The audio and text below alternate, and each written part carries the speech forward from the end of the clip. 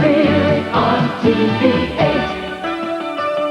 It's 12 o'clock. And now from TV-8, where news is number one, Molly Cooney, John McLaughlin, and Mary Brubaker. This is TV-8 News, live at noon.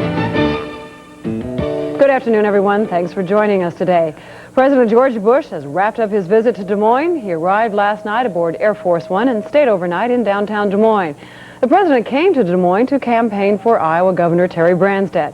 He also talked with the National Pork Producers Council. TV-8's Sue Mason has followed his visit this morning and joins us now more with what happened today. Well, Molly, hundreds of people turned out this morning to get a glimpse of the president. They also heard him talk very highly of Governor Branstad. The president visited Des Moines on the 65th birthday of First Lady Barbara Bush. President Bush made his appearance amid tight security. Ladies and gentlemen, the President of the United States. President Bush was greeted by about 850 supporters at the Des Moines Marriott. He was special guest at a fundraising breakfast for Governor Terry Branstad. Guests paid $150 to attend the breakfast, and those wanting a picture taken with the president shelled out $2,000. President Bush praised Governor Branstad, especially for his role as president of the National Governors Association and his push for better education. The president also called on other nations to help make a unified Germany. But it's not going to be solved by the U.S. alone, nor is it one that will be solved quickly or easily. In the final analysis, I think we would agree that it's a question for the people of Germany to decide. Outside the Marriott Hotel, members of NARAL picketed the president and his opposition to abortion. Across the street, a counter-demonstration formed with a pro-life group showing support for his views. President Bush was whisked to a meeting with the National Pork Producers Association, where he addressed many of them by their first name. Oh, John Howard, my room at my house up there. Producers presented him with a basket of pork products and a birthday present for the First Lady.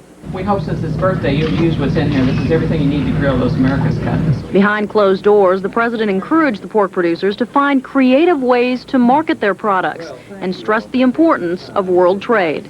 We think there are some products that are now being researched that we will be able to make available to the Soviet Union very soon. He shared with us his observations about Gorbachev's sincere commitment to address some of the problems and issues facing the Soviet Union and the opportunity that may provide for trade and obviously the important role the pork industry can play. President Bush left Des Moines this morning aboard Air Force One. He's now on his way to Omaha. It's all part of a four-city political tour. Did he say why he met just with the pork producers today, not anybody else? Well, I talked to Governor Branstad for a little bit this morning. He said that it just kind of came at a really nice time since the World Pork Expo just wrapped up in Des Moines this last weekend. He kind of wanted to find out the pressing issues with the pork industry. I imagine some other people would have liked to have met with him, too. Is he going to be back in Iowa campaigning before November? Well, Governor Branstad, again, he said that he hasn't asked the president to come back on his behalf, but he really thinks that he will be back in Iowa one more time before November to campaign for Tom Taki. Okay, all right, thanks a lot, Sue. Steve?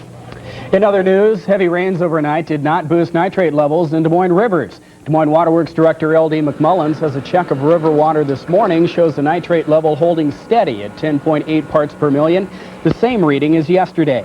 High nitrate levels have spurred warnings about not allowing infants 6 months and younger to drink tap water. The water is safe for adults and animals. Iowa Secretary of Agriculture Dale Cochran today ordered a check of bottled water being sold in record numbers at Des Moines stores. All brands had safe nitrate levels, if any. McMullen says we can expect nitrate levels to drop once the sun comes out, and greater amounts of algae are growing in the rivers to eat the nitrates. Well, strong storms swept across the Midwest again last night. This time the target, Emporia, Kansas. At least 15 people were injured there, and a major part of the town was damaged. We learn more from Russ Potosik. It's been fun. I will survive that. That makes two of them. Yeah, somebody keeping an eye on us. Somebody was keeping an eye on a lot of people here in Emporia last night. Although the twister destroyed several homes and knocked out several businesses, authorities say this twister was not a fatal one. Now it's just a matter of what appears to be a multi-million-dollar cleanup. State troopers, police, and National Guardsmen spent the night watching for survivors and watching out for looters. We had some firm reports, we found nothing concerning looting at this time. Any arrests at all? No arrest. This Osage County tornado was one of many that hit the ground about the same time as Emporia's. This about 9 miles southwest of Carbondale just before 7 last night. They're just going this way, just got down here and just made a left turn and went right straight that way. What did you see as it went through? Oh my gosh, it was just full of everything, tin and boards, limbs. She just keep picking up more stuff. Authorities are attributing about 24 injuries to the tornado so far. One, a 3-month-old infant who was torn from her father's arms as he was fleeing from the twister. She today has been upgraded from critical to satisfactory condition. He remains in serious. One other being treated here in Emporia remains in critical condition as authorities and the folks who live here begin to recover from the tornado of 1990.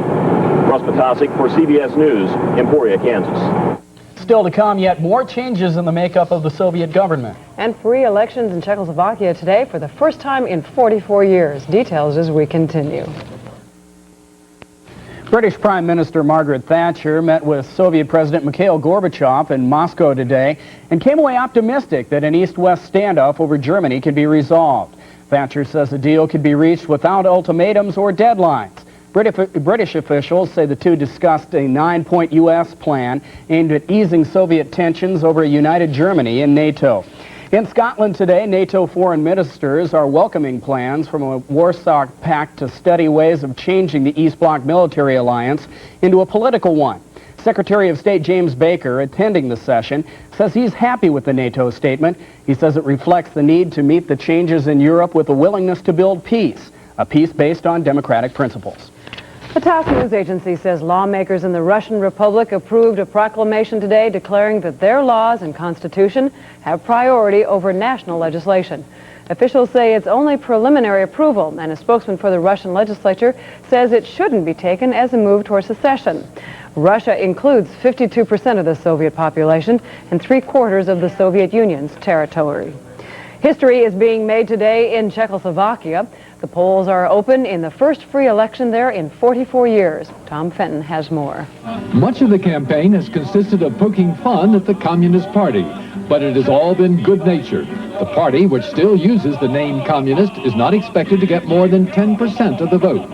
Several of its former leaders were arrested earlier this week for questioning, but have been released. There have been no witch hunts here.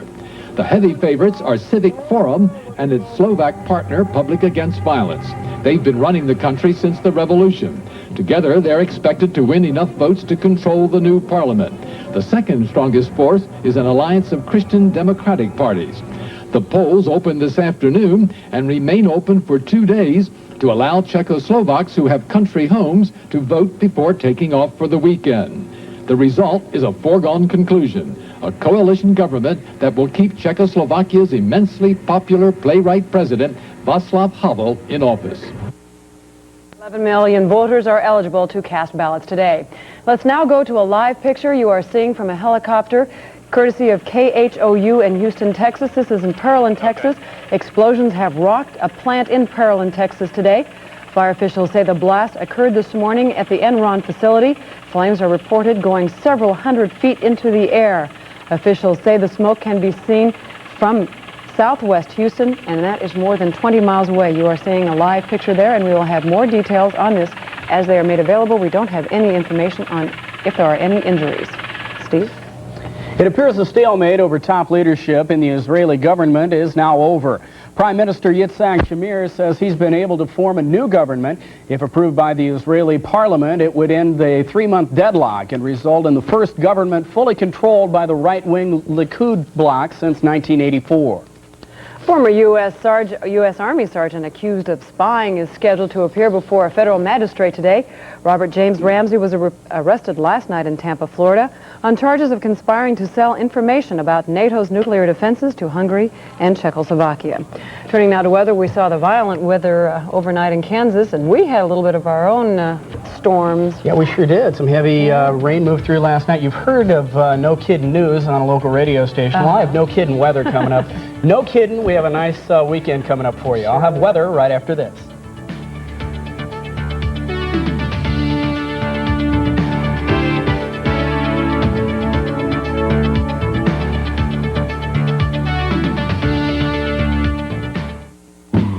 For up-to-the-minute weather information, day or night, call the TV-8 Weather Beacon forecast at 262-7173. Photographer Courtney Kinzer caught these kids over at Greenwood Park fishing in the pond, kind of pulling a Tom Sawyer here, fishing with some sticks. We have partly sunny skies, not a bad day to fish. 72 degrees, a north wind at 10. Relative humidity is at 79%. We do have a falling barometer. National Weather Service radar showing a little activity out there right now. All of this is moving very rapidly off to the east, but some storms up around the Waterloo area, stretching up to Mason City, back through the Fort Dodge area. We've had some move through the Des Moines area here and back around Lamoni, all moving on off to the east at about 35 miles per hour. The storms that moved through last night left a little rain behind, most of it off in eastern Iowa, about 1 1/3 at Cedar Rapids, a little over 1 inch at Burlington, about 2 inches down in Lamoni. Here at Des Moines at the airport, we had 42 100ths, but there were up to 1 inch. There were amounts of 1 inch all over the city of Des Moines last night. Temperatures across the state of Iowa right now, 60s and 70s for the most part. The 70s on off to the east, 71 in Burlington right now, 70 in Lamoni, 70 over in Omaha Council Bluffs. It's just 64 in Fort Dodge right now. It's after some overnight lows that really weren't too low. A lot of 50s and 60s, the warmest spot last night.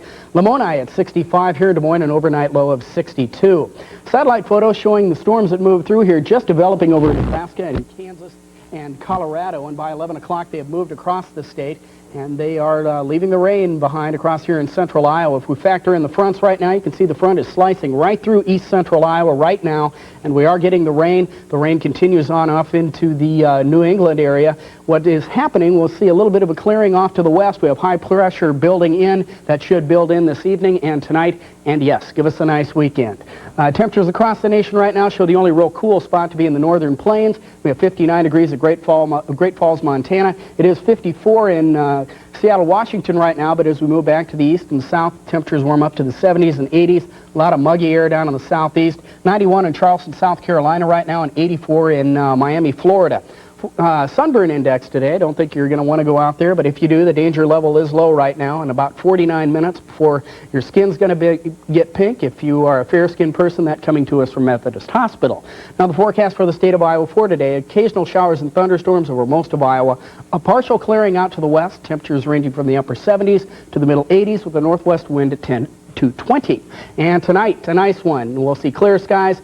Maybe an evening shower on off to the east. The northwest wind continues, and the temperatures in the 50s. And for tomorrow, finally, the sun and temperatures in the 80s. Your forecast for Des Moines and central Iowa for today: we will see those occasional showers and thunderstorms this afternoon. A high near 80 degrees with a northwest wind at 10 to 15. Tonight, clear skies, low in the middle to upper 50s, and a northwest wind at 5 to 10. Tomorrow, mostly sunny skies, high around 85. The extended outlook for all of Iowa for Sunday, Monday, and Tuesday shows our weekend to be pretty nice. Sunshine there and highs in the 80s on Sunday. But Monday and Tuesday, a chance for rain once again, and temperatures climbing up to the middle 80s to middle 90s. Make friends with that air conditioner. That's right, and that looked fun, fishing. I don't know if that's John McLaughlin's School of Fishing, but I'm sure he's having fun somewhere. Some pointers. That's right, no kidding. Taking a look at stocks today, the market is lower in moderate trading, following the first 2.5 hours, 69 million shares. The Dow average is down 18 points today at 28.78. An average share of common stock is down 19 cents. Midwest cattle prices this noon untested. Butchers mostly $1 to $1.50 lower. Sows today are steady to 50 lower. And in early trading in Chicago, July corn is mixed at 2.87. July beans lower at 6.02. July wheat is higher today at 3.35. And now it's time to check in with Mary, wherever she is. We're at the First Unitarian Church where a workshop is being conducted today by Sam Keene. He was laughing about the fact that we were following the soybean report. When you're talking to a philosopher, 5 minutes is not enough time, but we're going to try to cram a few interesting, provocative thoughts into the next 5 minutes, and we'll do that right after this. Sam Keene has written about a dozen books on subjects ranging from wellness, spirituality, what would you say, psychological fitness, could we say, Sam, philosophy, but it's hard to categorize you. I know you're a contributing editor to Psychology Today magazine and have been for many years. You do workshops all over the country, as you're doing here in Des Moines. This one's called A Self-Renewal, A Gift to the Self, and tomorrow, Personal Mythology. But what do you sign when on a form when they say fill out occupation? What do you say you are?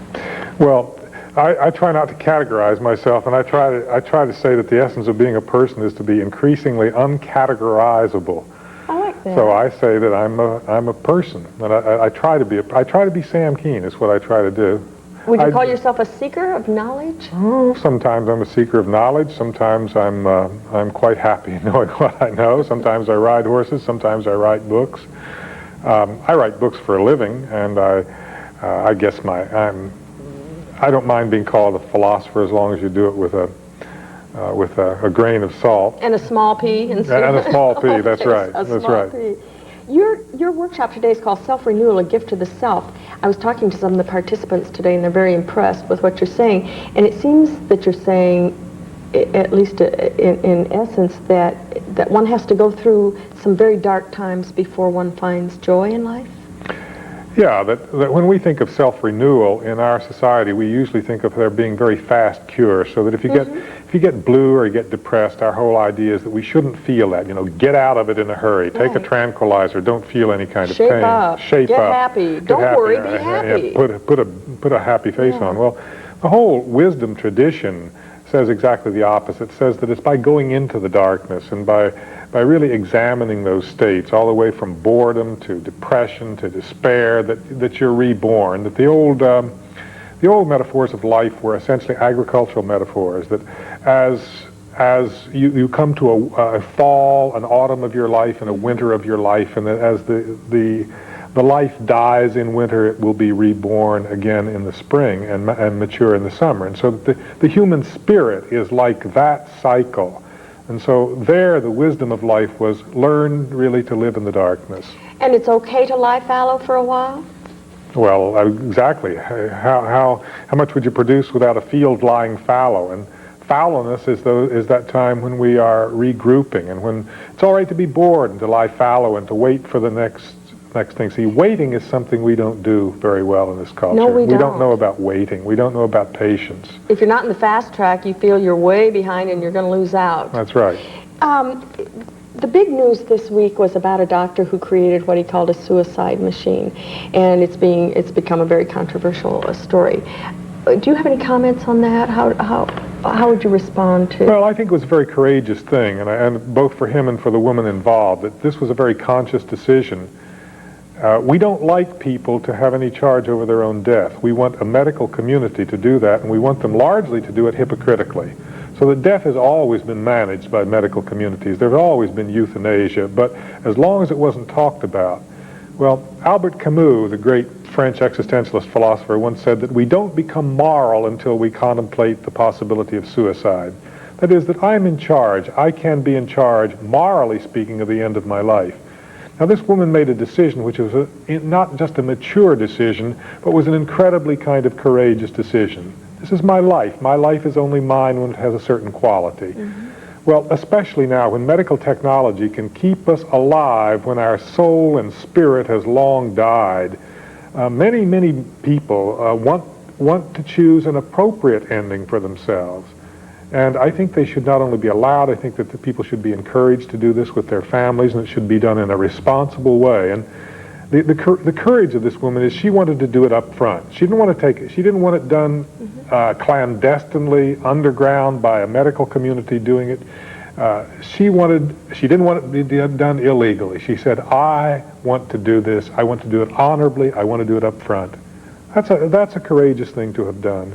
She is a pioneer in the sense that this is going to become an ongoing, I think, process that we'll all be dealing with.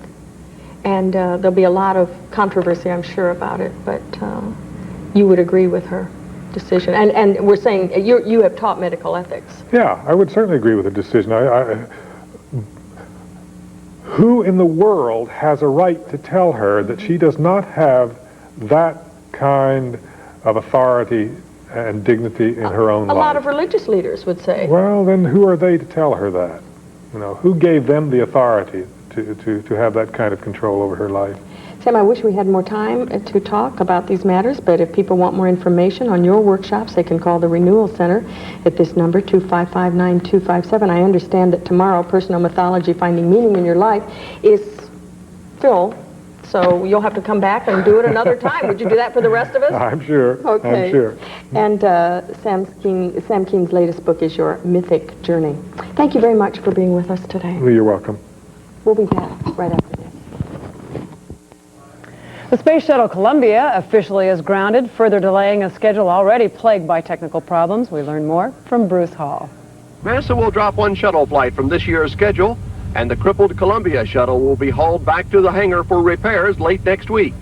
Fuel leak will ground the ship until mid-August, throwing Columbia nearly 4 months behind schedule. We're going to have to be prepared to deal with problems such as this when they come up. I don't think there's any, and I think the American public understands that. They would not have us go fly otherwise. Over the years, NASA has been plagued by launch delays, seldom coming close to its advertised schedules. If the hardware is good to you, you make it. If it's not, you don't. And the hardware has not been good to NASA. The last on-time, no-stop countdown was November '85. Since the Challenger accident, NASA has become so safety conscious, it cannot deliver a reliable launch schedule. The most effective shuttle program flight rate will be whatever it's going to be. If it's 12, 13, 11, 10, 14, who really cares? What really counts is that you deliver your missions safely. The more you learn about the shuttle, the more you realize just what an incredibly complex machine it is. The complexity and wear and tear of space travel have turned the nation's 3 shuttles into fragile, vulnerable machines, frequently grounded on Earth. Bruce Hall, CBS News, Atlanta. Another look at the weather. The forecast does get better, really. Occasional showers and thunderstorms this afternoon, high around 80 degrees. Tonight, clear skies, low in the middle to upper 50s. Tomorrow, mostly sunny with a high around 85. Right now, partly sunny and 72 in Des Moines. We'll count on that. We'll let you know on Monday if you're wrong. Okay, well, taking a look at what we're coming up tonight at 6 for you, we'll have more on President Bush's visit to Des Moines today. We'll also tell you about plans for a memorial to the American Indian planned for the Iowa State House grounds. And we'll see how Central Iowans feel about being able to commit suicide using a suicide machine that's been in the news recently. Those stories and more tonight at 6. Thanks for joining us all this week. Have a great weekend.